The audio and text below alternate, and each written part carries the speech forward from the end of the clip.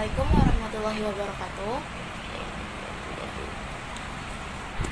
Kami dari siswa SMK Negeri 1 Tanah Grogol ingin melaksanakan wawancara tentang jejak perubahan sosial ekonomi Kabupaten Pasir tahun 1900 sampai dengan 2004. Sebelumnya izinkan kami memperkenalkan diri. Saya sendiri Lutna dan beberapa anggota saya ada Muhammad Bahril, Ratih Maulia, sama Muhammad Rasya. Saya berbicara dengan Bapak siapa? Rudi Hendrawan. Usianya berapa Usia Bapak? saya 52 tahun. Lahir tanggal 25 April 1974 di Balikpapan. Berarti Bapak menetap di Grogol tahun berapa Bapak? 80-an.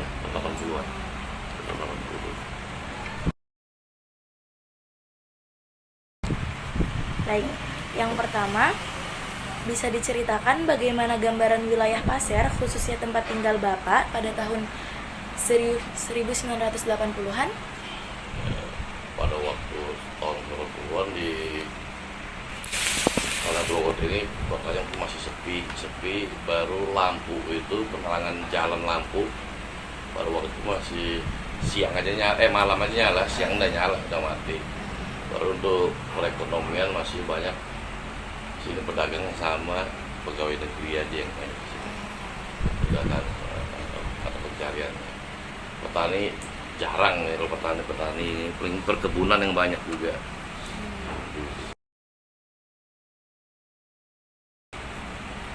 Bagaimana kondisi transportasi saat itu? Benarkah Sungai Kandilo menjadi akses utama dibandingkan jalan darat?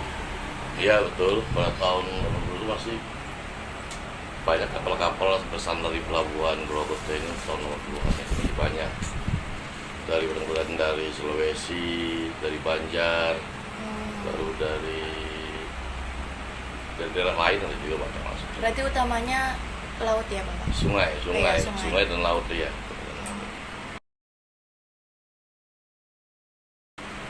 Apa pekerjaan mayoritas warga sebelum perusahaan besar sawit atau tambang masuk? Pedagang. Pedagang.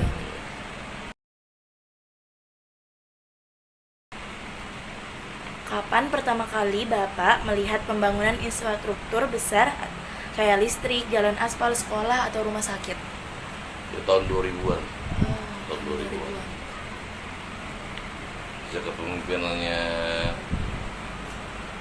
almarhum Pak Haji Ridwan Suwidi. Ya.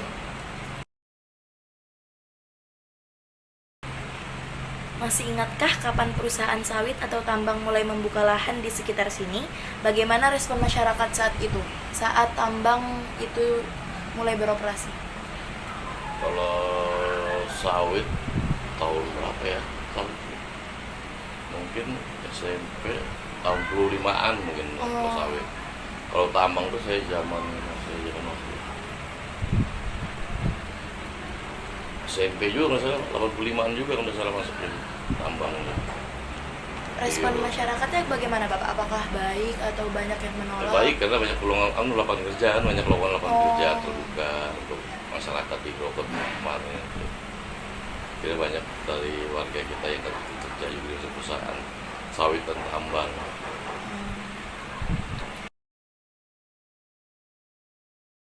Menurut Bapak, apakah kehadiran industri tersebut benar-benar meningkatkan kesejahteraan keluarga dan tetangga sekitar?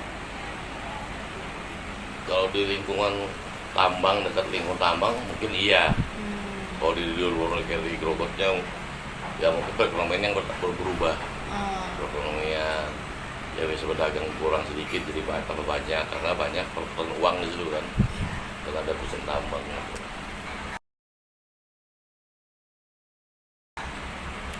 Apa perubahan yang paling Bapak rasakan pada lingkungan alam kita sejak industri tersebut mulai berkembang? Industri apa dulu itu? Industri pertambangan sama sawit, Bapak. Kalau pertambangan sawit jelas hutan banyak tergerus. Iya. Satu, sawit, hutan yang biasanya alami jadi gundul, dirubah jadi sawit. Tambang begitu juga. Tambang yang masih bagus, hutan masih bagus, digundulin, dikeruk, digali, jadi tambang. Banyak kayak batu bara, ya kan? Ekspornya keluar semua, ada ke Jepang, ke Korea, ke Cina,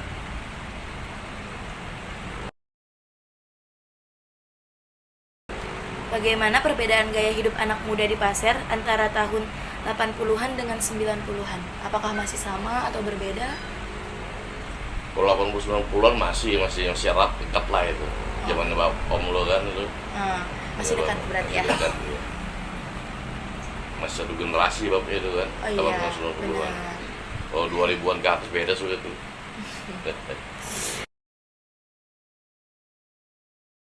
Menurut Bapak, apa hal yang paling berharga dari Pasir masa lalu yang sudah hilang di masa sekarang? Apa ya? Kalau budaya masih ada tetap.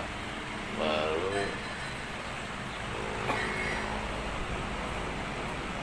perubahannya apa ya?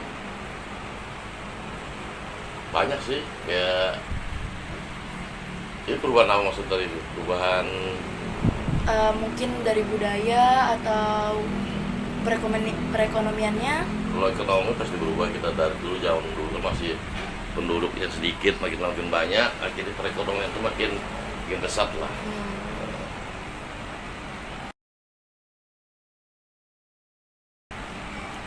Apa pesan Bapak untuk generasi muda SMK hari ini dalam menjaga masa depan Kabupaten Pasir? Banyak belajar, menggali ilmu, baru pelihara budaya yang ada. Masing-masing daerah kan ada itu, dipelihara kalau bisa, jangan sampai punah sama sekali. Tapi makin tahun ke depan tuh makin banyak budaya-budaya luar negeri seperti K-pop, apa segala kan masih masuk. Betul. Bang mungkin rajin terus itu. Apalagi zamannya TikTok sekarang juga makin ada ya kan. Iya. Jadi jangan terpengaruh lah kalau bisa kayak gitu. Kita bagusnya di budaya kita yang kita anukan sendiri dari Indonesia. Mungkin itu aja. Baik Bapak, terima kasih sudah mau kami wawancarai. Ya, Mohon maaf telah mengganggu waktunya. Ya, aman aja. Kami ucapkan terima kasih ya Bapak. Iya, sama. Assalamualaikum warahmatullahi wabarakatuh. Waalaikumsalam warahmatullahi wabarakatuh. Di sini kami mau wawancara Bapak, tapi sebelumnya boleh Bapak memperkenalkan diri dulu. Terima kasih. Nama saya Chandra Wisata, usia 58 tahun, kelahiran 4 Maret 1968.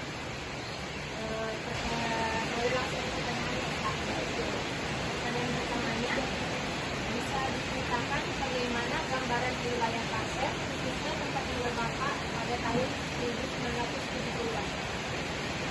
Kebetulan kelahiran saya kan 68, berarti tahun 70-an itu usia saya baru 2 tahun ya.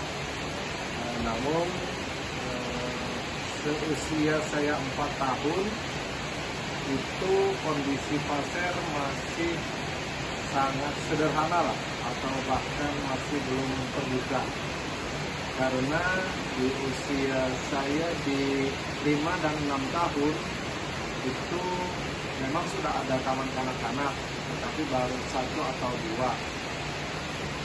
Dan saya ingat karena ibu saya juga seorang guru, sampai saya juga menyelesaikan sekolah dasar itu tahun 81, berarti itu semua masih menggunakan transportasi sepeda ontel. Nah, berarti di bawah itu, di bawah daripada guru dan masyarakat pada umumnya itu menggunakan jalan kaki ya, jalan kaki.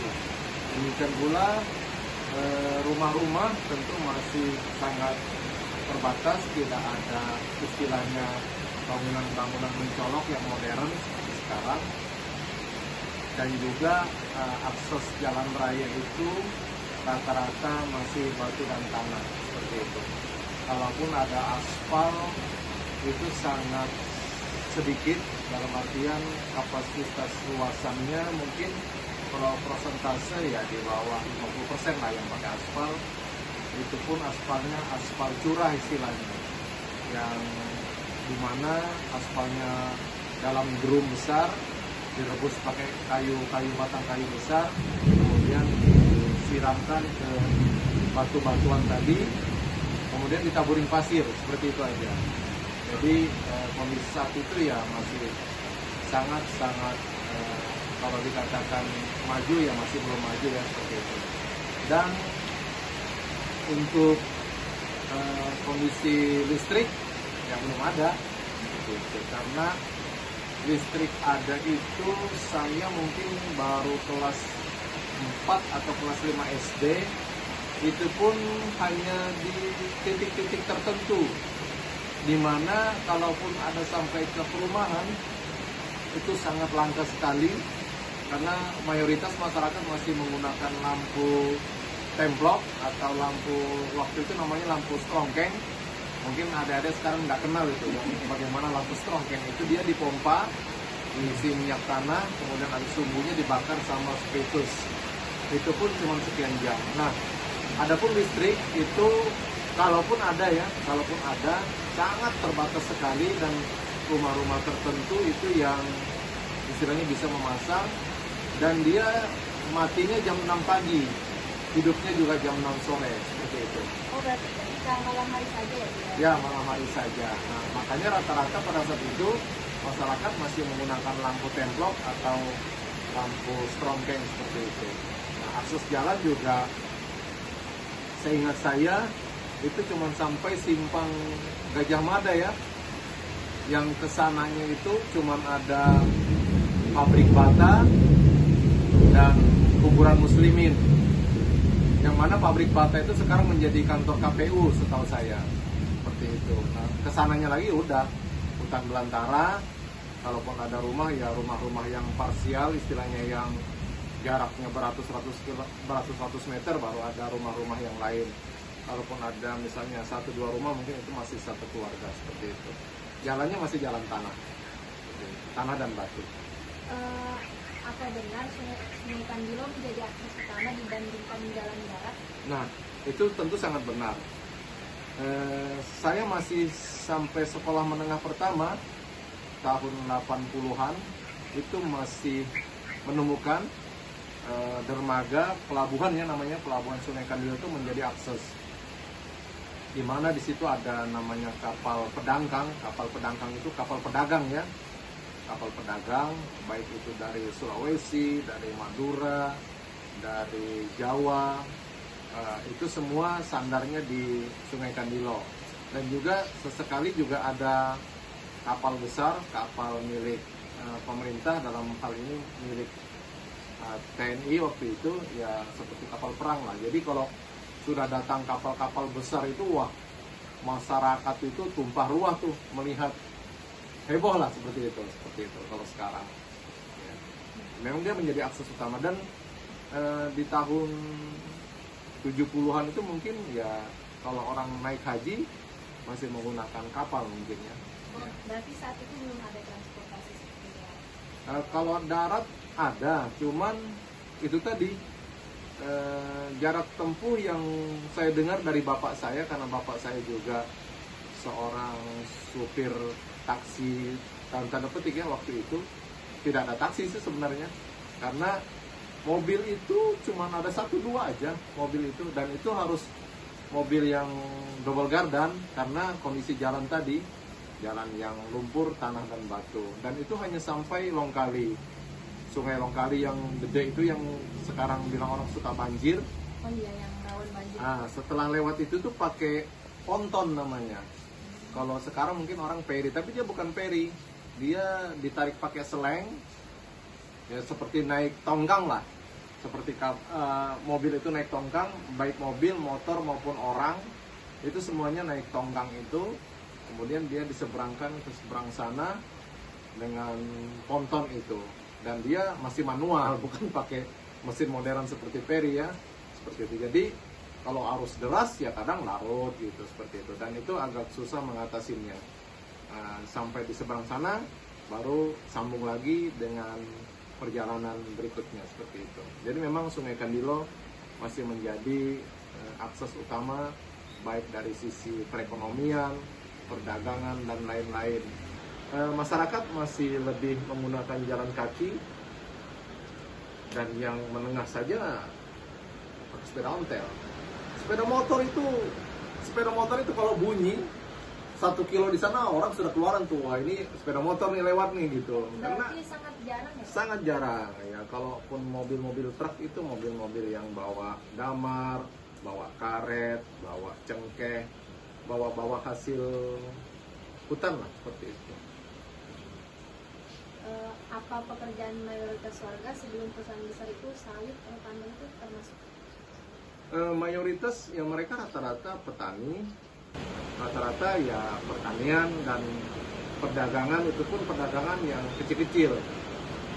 Kalau perdagangan yang besar-besar itu tadi seperti apa ya namanya, punggawa-punggawa atau juragan-juragan, itu ya dia mengumpulkan hasil hutan tadi itu seperti damar, karet, palawija, cengkeh dan lain-lain, dia beli dari masyarakat, kemudian dia kirim keluar.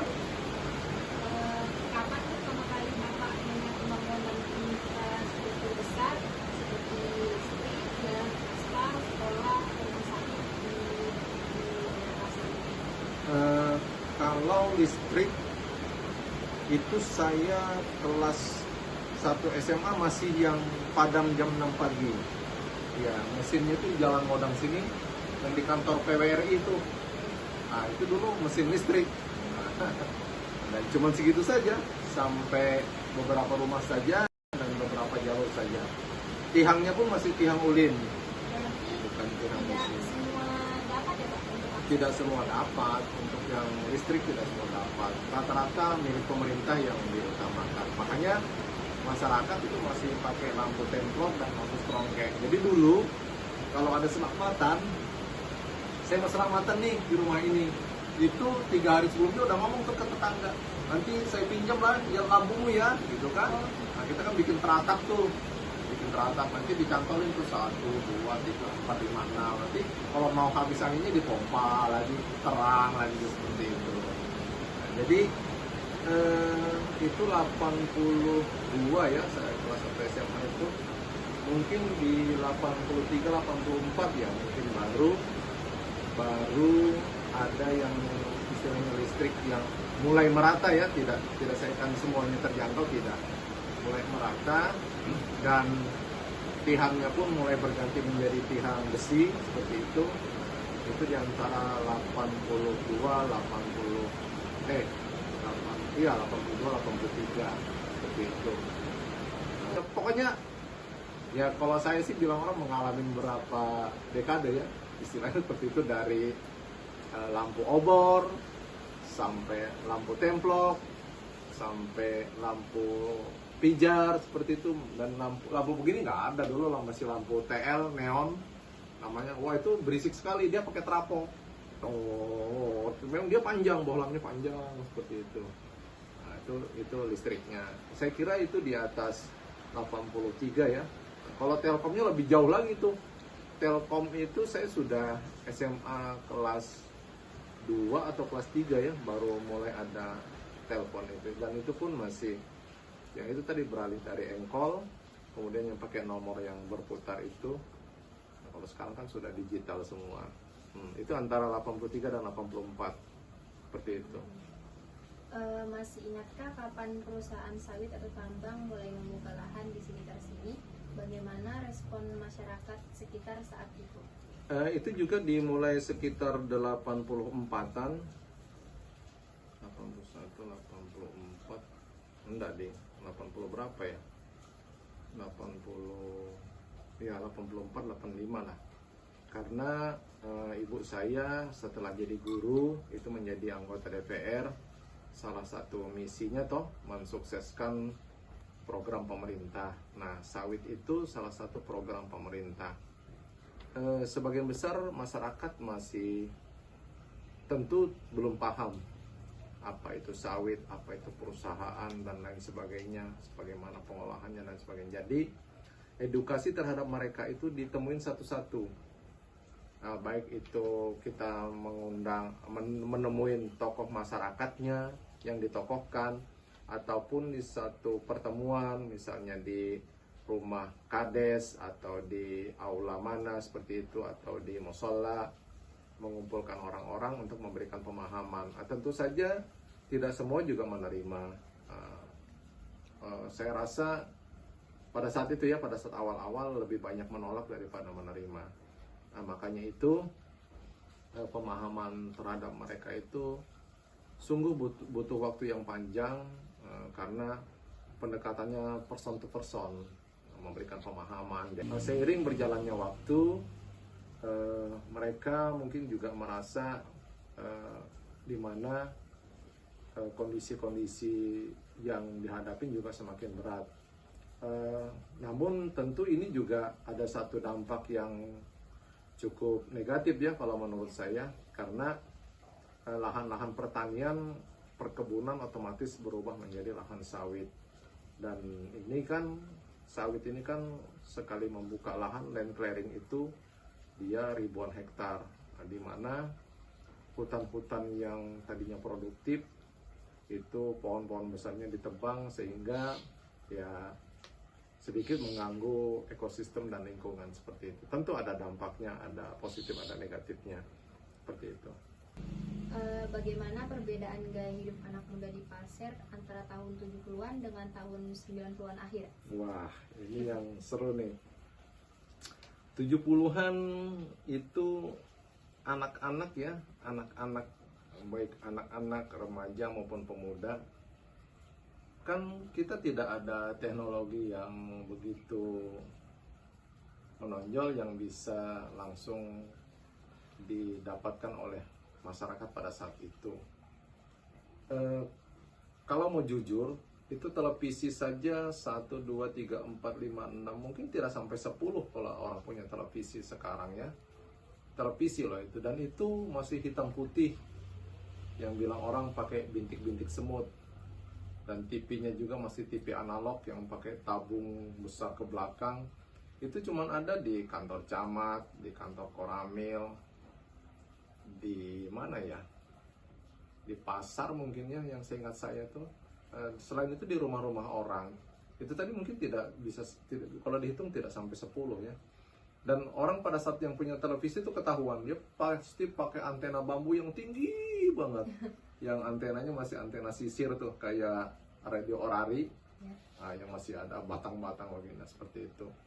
Nah itu, jadi rata-rata anak-anak pada zaman itu bisa ya, dalam tanda petik, tidak terlalu terkontaminasi ya, masih pure, alami, seperti itu. Dan karena memang informasi-informasi itu ringan dan terbatas, kalau dibanding dengan sekarang, 90-an akhir ya, kebetulan saya lulus SMA itu 88, itu sudah agak maju, di mana transportasi juga sudah mulai lancar.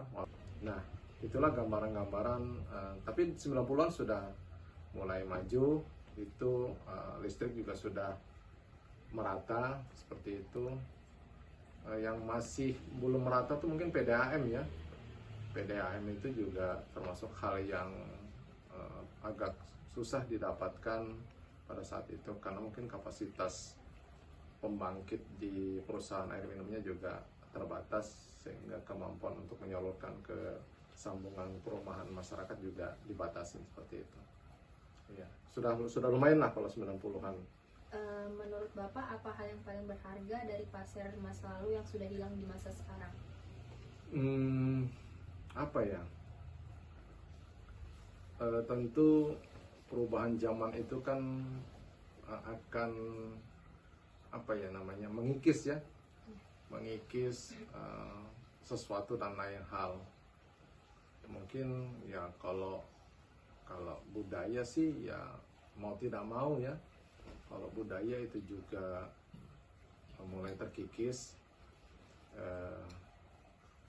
karena ya era-era modern juga sudah sangat berkembang, bahkan perubahannya mungkin per pekan atau per bulan langsung ada hal-hal yang baru, seperti itu. Nah kalau dulu kita kan semua permainan itu masih tradisional, sekarang sudah enggak lagi. Anak-anak di kamar sudah pegang gadget seperti itu, tidak ada kegiatan fisik. Kalau dulu kita fisik semua tuh, main Iya, kasti, main apa, asinan, selodor dan lain sebagainya itu kan pakai tenaga semua. Main apa tuh? Kalau bilang orang sini batu lele yang kayu dipukul jauh yang kena kepala bisa benjot itu. Nah, itu kan membutuhkan keterampilan semua. Nah, tapi dengan bergesernya zaman, tentu itu juga menimbulkan satu permasalahan ya. Kalau di adat budaya, memang kalau saya pikir ya, menurut pendapat saya, sekali lagi menurut pendapat saya, memang di pasar itu untuk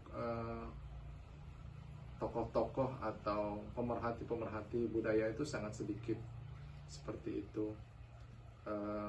Misalnya saja kamus bahasa pasar saja sampai sekarang tidak ada yang tuntas, tidak ada yang menyelesaikan, karena juga itu memang harus betul-betul pada semua komunitas ya, pada semua kelompok-kelompok masyarakat. Jadi pasar itu juga dia bertingkat-tingkat gitu, berbagai macam kelas. Misalnya pasar Longkali dengan pasar di Blengkong, dengan pasar orang pasar yang di Kerang itu beda. Ya, beda dari segi pengucapan bahasanya. Nah, ini kan semuanya kalau mau dihimpun kan harus benar-benar digali. Nah, kepedulian ataupun tokoh-tokoh yang memang memperhatikan hal ini memang sangat sedikit. Nah, oleh karena itu juga kebudayaan-kebudayaan itu cepat tersingkirkan dan cepat terlupakan seperti itu. Nah, itu satu kelemahan di pasar seperti itu kalau menurut saya ya, menurut saya pribadi. Nah, sementara kalau dibandingkan dengan Jawa jauh banget, apalagi dengan Bali, dengan Sumatera itu jauh banget. Kalau untuk pasarnya ya, kalau untuk Kalimantannya saya kurang mengerti. Mungkin kalau di Kalimantan Selatan mungkin lebih bagus daripada di pasar seperti itu. Apa pesan Bapak untuk generasi muda SMK hari ini dalam menjaga masa depan Kabupaten Pasir? Sebenarnya tugas kita itu adalah fokus dalam menuntut ilmu, akan tetapi ilmu yang saya maksudkan di sini seimbang ya, antara ilmu agama dengan ilmu pendidikan. Karena apa? Dari pelajaran yang di syariat agama kita itu adab itu lebih diutamakan daripada ilmu. Bahkan ada seorang ulama zaman dulu yang menyatakan bahwa dia lebih dari 32 tahun belajar adab dulu nih. Belajar adab dulu, baru sekitar 10 tahunannya dia baru belajar ilmu. Kenapa? Karena sepintar apapun seseorang, sehebat apapun seseorang, kalau dia tidak menggunakan adab, tidak menggunakan sopan santun, attitude-nya, itu nilai harganya kayaknya rendah deh. Iya. Kalau bahasa sekarang mungkin sombong ya, sombong atau takabur seperti itu. Nah, jadi keseimbangan itu yang perlu. Kita tidak menafikan bahwa masa depan itu memang perlu juga dituntut, tetapi itu tadi, sehebat apapun kita mengejar masa depan, pada saat kita meninggalkan adab-adab yang baik, ya saya yakin walaupun berhasil itu tidak akan bertahan lama atau tidak berkah seperti itu ya. Tetapi kalau kita menyeimbangkan antara ilmu agama dengan ilmu pendidikan, insya Allah, karena di dalam agama itu juga sebenarnya menuntut kita untuk meningkatkan kompetensi, menuntut kita untuk meningkatkan keterampilan, menuntut kita untuk meningkatkan Iya Bapak. Iya. Mungkin sampai sini aja ya Bapak. Terima kasih. Kami akhiri ya Bapak. Iya. Assalamualaikum warahmatullahi wabarakatuh. Waalaikumsalam. Semangat ya, sukses. Iya, Pak. Jangan tinggalkan diniyahnya, ilmu agamanya tetap dijaga dengan baik, karena itu tadi tidak akan berkah, tidak akan bertahan lama pada saat orang yang mengedepankan hanya ilmu pengetahuannya saja. Oke? Iya, Pak. Ya, kasih. Permisi Bapak, kami siswa dari SMK Negeri 1 Tanah Grogol ingin melakukan wawancara tentang jejak perubahan sosial ekonomi Kabupaten Pasir tahun 1970 sampai dengan 2004. Sekarang saya bisa membawa siapa? Saprudin Usianya berapa Bapak? 59. Menetap di Pasir sejak lahir. Iya. Baik. Bisa diceritakan bagaimana gambaran wilayah Kaser, khususnya tempat tinggal Bapak pada tahun 1970 atau saat Bapak lahir? Orang tua tinggalnya di Pondong. Tinggal keduanya ke Pondong, berusaha ke sana. Nah, setelah itu tahun 70-an tinggal ke Grogol. Nah, di depan rumah di depan Citarum. Pas itu rumah 7 pintu, pas rumahnya di tengah, rumah yang di tengah. Nah, itu pada tahun 70-an itu pasar itu masih di pasar sore namanya. Pasar sore yang sekarang di MTQ itu. Nah, di MTQ. Nah, setelah tahun baru mulai kan? Tahun 80-an itu belum pindah lagi. Bagaimana kondisi jalan raya mungkin atau listrik pada tahun pas Bapak masih kecil? Itu listrik batasnya sampai di prajurit sudah ada. Lampu merah prajurit ini sampai di jembatan gantung. Jadi jembatan gantung dulu namanya. Nah, tahun sebelum tahun 76 jembatan gantung dibikin tahun 76. Nah, sekarang dirubah jadi jembatan juga. Nah, jembatan besar. Jadi listrik itu cuma batas daerah Tanah Grogol saja. Dan sampai ini belum ini tahun 2003 Baru ada ya? Baru ada. Menyeluruh. Ya, baru ada ini jalanan isi 2003. Bagaimana kondisi transportasi saat itu? Benarkah Sungai Tanjilo menjadi akses utama dibandingkan jalan darat? Ya benar. Itu pakai kapal ke Balikpapan. Belum ada taksi yang menuju ke tahun ke Balikpapan ke Penajam tahun 75 ke atas baru ada taksi. Berarti orang berdagang, orang mau pergi kemanapun itu pakai Ya pakai kapal? kapal, belanja ke Balikpapan baru nanti dagang jualan. Apa pekerjaan mayoritas warga sebelum perusahaan besar seperti sawit atau tambak masuk? Jumlah penduduknya masih sedikit, jadi itu jadi petani. Kebun karet pada satunya. Nah, kebun karet. Nah, sebelum sawit itu datang, kebun karet di sini. Nah, itu seluruh desa itu ada semua kebun karetnya. Terutama di Grogol ini kebun karet. Kapan pertama kali Bapak melihat pembangunan kayak infrastruktur kayak listrik, jalan aspal, sekolah, atau rumah sakit? Itu pertama kali Bapak lihat di tahun berapa, Pak? Ya, tahun 70-an. Tahun 70-an. Itu baru listrik ya berarti? Iya, listrik sama jalanan aspal itu. Itu cuma batasnya sampai itu aja. Prajurit ini Simpangan 3 itu. Itu belum ada gang sampai lampu merah itu aja. Kalau itu jalanan semua dulu, jalan kaki, jalan apa belum batu-batu ada sedikit.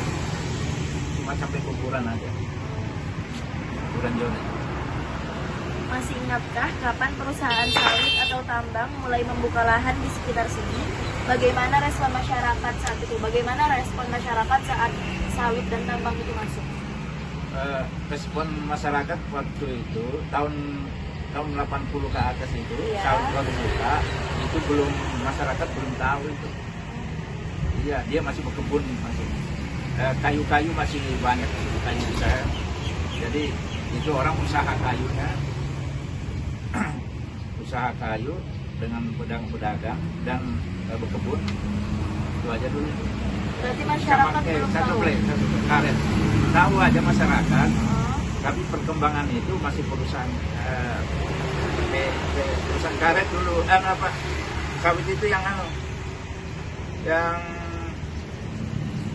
buka itu belum ada lagi orang bahwa nanti sawit ini bisa berkembang. Berarti masyarakat belum tahu kalau sawit itu akan berkembang. Iya, Ya. tahu.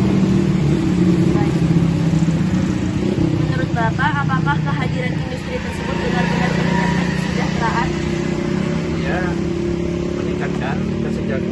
bagi yang bekerja di sekitar sana. sana. Yang mana yang nggak bekerja karena itu kan perusahaan itu harus dulu kan dana perusahaan itu kan sektornya ke Samarinda dulu. Nah, habis ke Samarinda baru nanti anggaran tahun depan dianggarkan lagi untuk daerah kita. Jadi itu harus ke Samarinda dulu. Apa perubahan yang paling Bapak rasakan pada lingkungan alam kita sejak industri tersebut masuk ke masyarakat? Itu ke masyarakat itu bagi yang bekerja. Yang mana ada bekerja itu tidak ada itu perkembangannya ke masyarakat itu. Berarti nggak dirasakan semua masyarakat ya? Ya enggak. Kecuali kebun sawit sekarang mulai tahun 2005 ke atas itu baru sawit itu berkembang. Belum ada pemerintah. Bagaimana perbedaan gaya hidup anak muda di Pasir antara tahun 70-an dengan tahun 90-an? Ya, Menurut Bapak seperti apa? perbedaannya itu Gaya hidupnya? ya karena dulu pendidikannya kan belum begitu Kurang. jadi kan orang mempelajari Ada perubahan. ilmu itu udah ada. Karena sekarang harus berilmu, jadi bisa dia jadi pekebun, jadi petani, jadi kerja di perusahaan, jadi pegawai. Dulu orang tua dulu kan berkebun aja Pak, jarang kita namanya memperhatikan anak sekolah, ya kan, namanya orang tua dulu kan harus dibantu. Sekarang tak bisa sudah, kalau tidak ada pendidikan anak sekolah itu repot. Persyaratan diterima. Persyaratannya kan penerimaan, kalau kita masuk pegawai, kalau tidak ada artinya itu sekolah itu tidak bisa gitu. Apalagi kalau kita tak kuliah, kayak kan. Mulai dari perusahaan, dari pedagang, dari penerimaan jadi pegawai itu harus punya pendidikan. Dulu pendidikannya tak ada, masih agak kurang dulu ya kan. Ya karena perbandingan dulu Perbandingan itu dulu. usaha kayu masih daerah Ya. kita masih besar. Masih zamannya Pak Harto dulu kan bebas, ada peran ada apa. Sekarang nggak bisa. Sekarang pengusaha aja, makanya kita dilanjutkan sudah anak-anak sekarang sekolah. Kalau nggak sekolah nggak bisa dia. Di mana dapat kerja kalau nggak sekolah? Nah itu. Nanti itu ada penerimaan, pegawai ke apa kan? Artinya ada. Kan harus sekolah ya. Menurut Bapak, apa hal penting yang berharga dari Pasir masa lalu yang sudah hilang di masa sekarang? Masa lalu yaitu tadi itu kalau dari pekerjaan Ya. perusahaan kayu sudah hilang. Nah jadi dia harus mempunyai pekerjaan sekarang itu seperti pedagang, perusahaan sawit yang sekarang itu kalau saya sawit sebenarnya itu yang bisa menjadi perkembangan yang maju sekarang itu. Karena kebun sawit itu kali-kaliannya mudah sekali. Panen itu setengah bulan sekali. 2 hektar itu panennya setengah bulan sekali. Jadi 1 bulan itu 2 kali panen. Ya itu sudah membutuhkannya masyarakat kan kebun aja. Kalau orang tua tidak memperhatikan itu, anak-anak juga tidak mau karena ilmunya tadi kurang berkembang, kurang maju, kurang mengetahui, jadi dia tidak bisa menghasilkan apa nanti saya kerjakan nanti setelah lulus sekolah itu. Nah, terakhir Bapak, apa pesan Bapak untuk generasi muda SMK hari ini dalam menjaga masa depan Kabupaten Pasir? Pesan Bapak nih buat anak-anak SMK atau SMA sekarang? Buat anak-anak SMA sekarang, saya anjurkan dia itu harus rajin mempelajari pelajaran yang dikasih bu guru. Jangan lupa turun sekolah itu